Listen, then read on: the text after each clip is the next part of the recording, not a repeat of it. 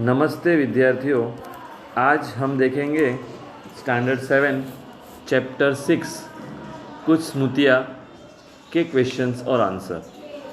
सबसे पहले इनका दिया है क्वेश्चन आंसर में विचार मंथन। तो पहला है हमारे पास, मान दे सम्मान दे शिक्षा सफल जहान दे।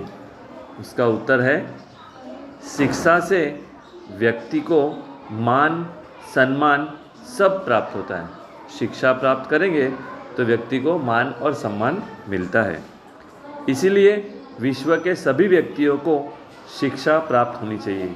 इसीलिए विश्व मतलब कि दुनिया के सभी लोगों को शिक्षा प्राप्त होनी चाहिए। शिक्षा का आधार साक्षरता है। शिक्षा का आधार ही क्या है? साक्षरता, मतलब कि सभी लोग पढ़ लिखना जाने। शिक्षा के द्वारा ही मानव में नैतिक गुणों का विकास होता है। शिक्षा के द्वारा ही प्रत्येक आदमियों में, प्रत्येक मानव में नैतिक गुणों का, जो नैतिक नियम है हमारे, उन गुणों का विकास होता है। साक्षरता का यह अर्थ नहीं होता कि हमें हस्ताक्षर करना आता है। साक्षरता का मतलब हम पढ़े लिखे हैं, इसका यह अर्थ नहीं होता कि हमें हमारी सिग्नेचर करना आ जाए, मतलब कि उसे हस्ताक्षर करने आता है। हमारे देश के नीति निर्देशक अध्याय में धारा 45 के अनुसार 14 वर्ष की अवस्था पूरी करने तक प्रत्येक बालक बालिका के निःशुल्क अनिवार्य शिक्षा का प्रावधान किया गया है।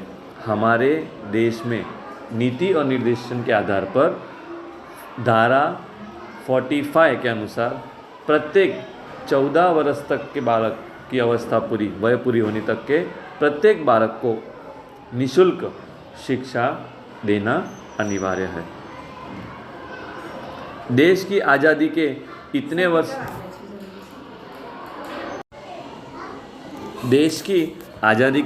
वर्ष बाद भी हम अपने देश की जनता को शिक्षित नहीं कर पाए।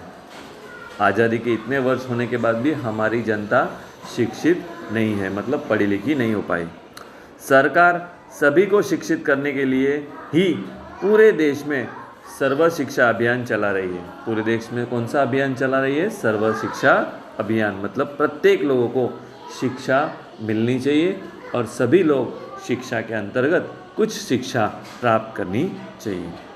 गांव में प्रौढ़ लोगों को भी शिक्षित करने के लिए प्रौढ़ शिक्षा अभियान चला जाता है। गांव में प्रौढ़ मतलब जो वृद्ध लोग होते हैं, उन्हें भी शिक्षित करने के लिए प्रौढ़ शिक्षा मतलब बूढ़े लोगों को भी ग्राम पंचायत में, गांव का जो पंचायत होता है वहाँ बैठकर कुछ सिखाया जाता है, जिसे प्रौढ़ शिक्षा कहा जाता है, जिसके द्वारा गांव के बूढ़े लोग भी शिक्षित हो जाए। उम्मीद की जानी चाहिए कि आने वाले कुछ वर्षों में सभी लोग शिक्षित हो जाएगा। इस तरह के अभियान के द्वारा उम्मीद की जानी चाहिए कि जिसके द्वारा सभी लोग कुछ वर्षों के बाद शिक्षित हो जाएंगे।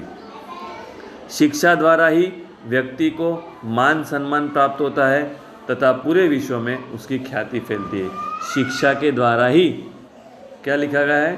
प्रत्येक व्यक्ति को मान और सम्मान प्राप्त होता है और पूरे विश्व में उसकी ख्याति, वो फेमस हो जाता है। तो यह इसका अर्थ होता है। क्या लिखा है हमारे पास? पहला प्रश्न है, मान दे सम्मान दे शिक्षा सफल जहान दे। इसका अर्थ हमने यहाँ पे लिखा हुआ है, ये इसका आंसर है। इसके बाद हम देखेंगे नेक्स्ट क्वेश्चंस। बताओ तो सही, भारत के अब तक के राष्ट्रपतियों के नाम और उनके कार्यकाल बताओ। राष्ट्रपति और उनके कार्यकाल की सूची। हमारे पास यहाँ राष्ट्रपति के कार्यकाल की सूची दी गई है। सबसे पहला है हमारा नाम और कार्यकाल। नंबर 1, राजेंद्र प्रसाद। कौन से साल तक थे? 26 जनवरी 1950 से लेकर 13 मई 1962। सर्वपल्ली राधाकृष्णन 13 मई 1962 से लेकर 13 मई 1967 तक उनका कार्यकाल था, मतलब वो उन समय तक वो राष्ट्रपति थे। जाकिर हुसैन 13 मई 1967 से लेकर 3 मई 1969। वीवी गिरी कार्यवाहक अध्यक्ष 3 मई 1969 से लेके 20 जुलाई 1969।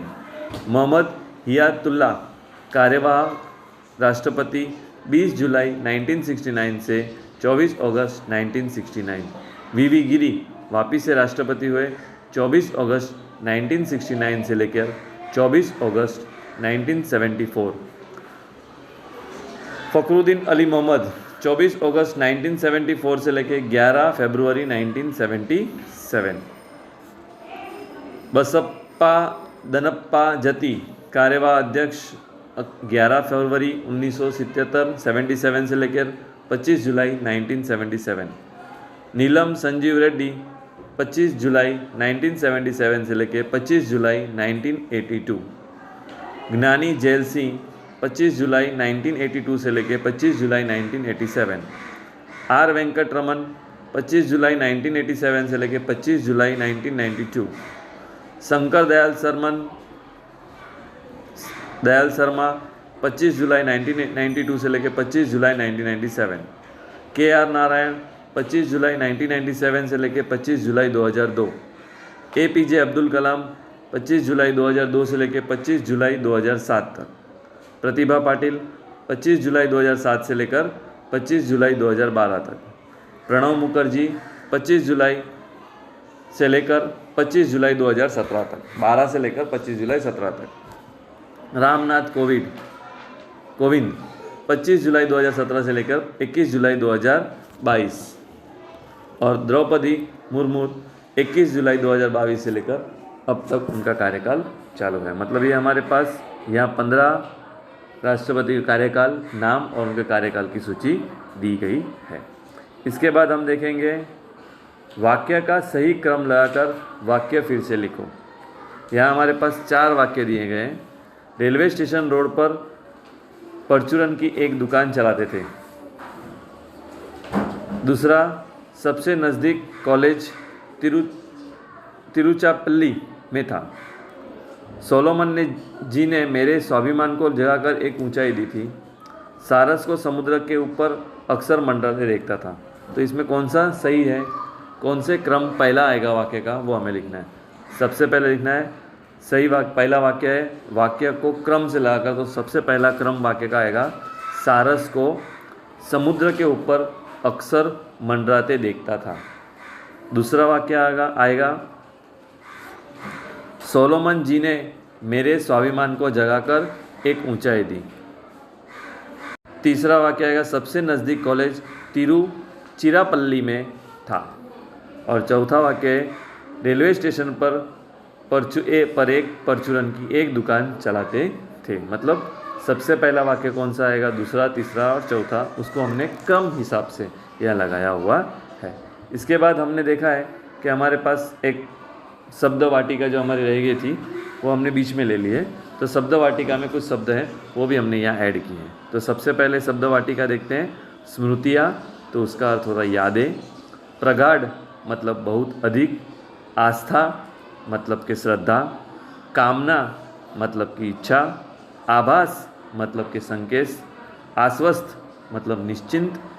सराबोर मतलब भरा हुआ। परचूरन की दुकान मतलब किराने की दुकान। ताज्जुब मतलब हम आश्चर्य हो जाएंगे, आश्चर्य। कड़ी मतलब कि कठिन। यह शब्द वाटिका हमने यहाँ बीच में ले ली है, आप स्टार्ट में भी लिख सकते हो। इसके बाद हमारे पास है आगे का प्रश्न भाषा की ओर। यहाँ कुछ दिया है, चित्रों के आधार पर सभी कारकों का प्रयोग करके वाक्य लिखें। यहाँ हमें कुछ चित्र दिए गए हैं।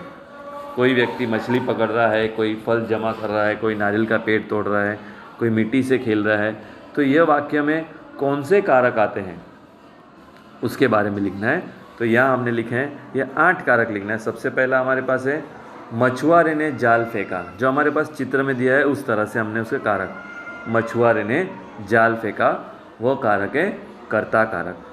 एक स्त्री नारियल इकट्ठा कर रही है, वो है कर्म कारक। नाविक चप्पू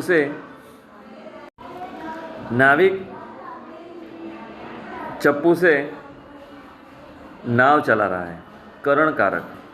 एक लड़का पेड़ से नारियल तोड़ रहा है, अपादान कारक। लड़की मछलियों के लिए दाना डाल रही है। संप्रदान कारक। 6, एक व्यक्ति पेड़ पर चढ़ रहा है। अधिकरण कारक। 7वां, लड़के की माँ टोकरी में नारियल रख रही है। संबंध कारक। और 8, माँ ने कहा अरे लड़के इधर आ, यह है संबोधन कारक। तो इस तरह से हमारा ये चैप्टर जो 6 कुछ स्मृतियाँ हैं इसके प्रश्न उत्तर यहाँ पूर्ण होते हैं।